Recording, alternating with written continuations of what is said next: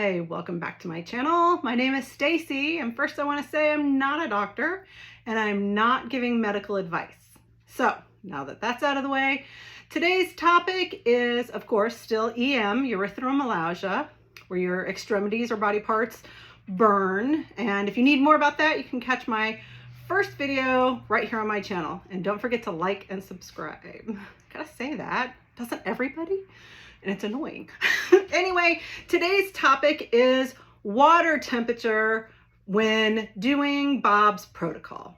So there's always a lot of questions and debates about this topic.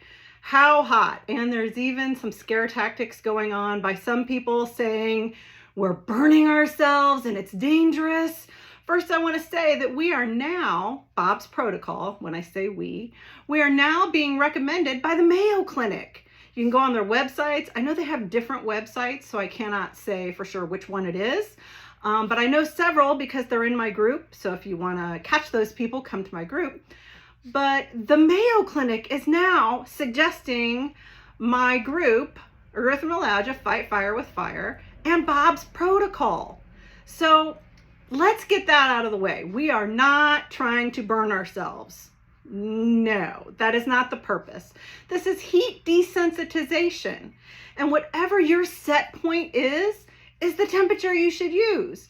Now, of course, we're going to say, give some guidelines. I know Bob went all the way up to 108.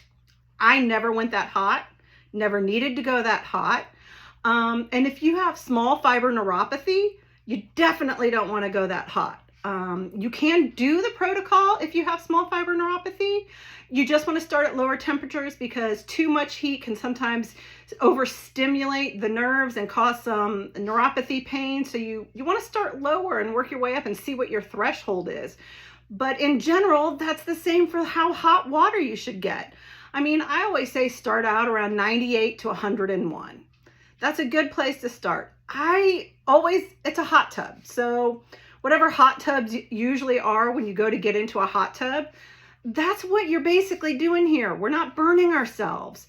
And don't get fixated on how hot should the water be and getting a thermometer and checking it and oh my gosh, does it get cold halfway through? Listen, it's not that hard. It's not rocket scientists. You're using hot water for heat desensitization. And pretty much if you've been cooling, then anything's going to feel really hot. So don't get too hung up on how hot the water should be. Start out around, and we just use a thermometer from the kitchen. Stick the end in, and that's all you need to do. I mean, if you even need to do that, you can really go by how it feels. I mean, it's like taking a hot bath. So don't get hung up on temperature.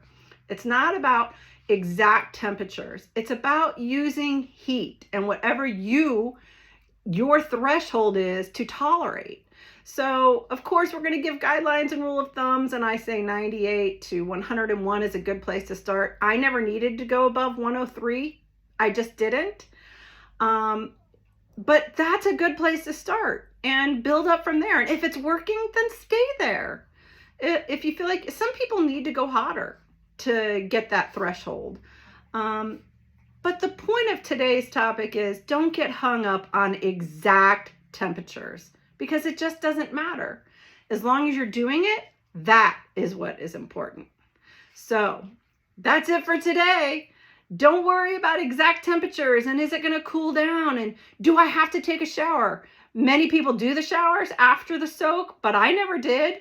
So find what works for you. The two most important things is soak every night in the evening, sometime before bed, and stop all cooling. If you stick to those two guidelines, for sure, everything else can be tweaked. And there's no wrong. Anything that you do, as long as it's okay with your body temperature and it's not hurting, then that's what you need to do. So don't get hung up on temperatures, all right? And that's about it for today. Thanks. Bye.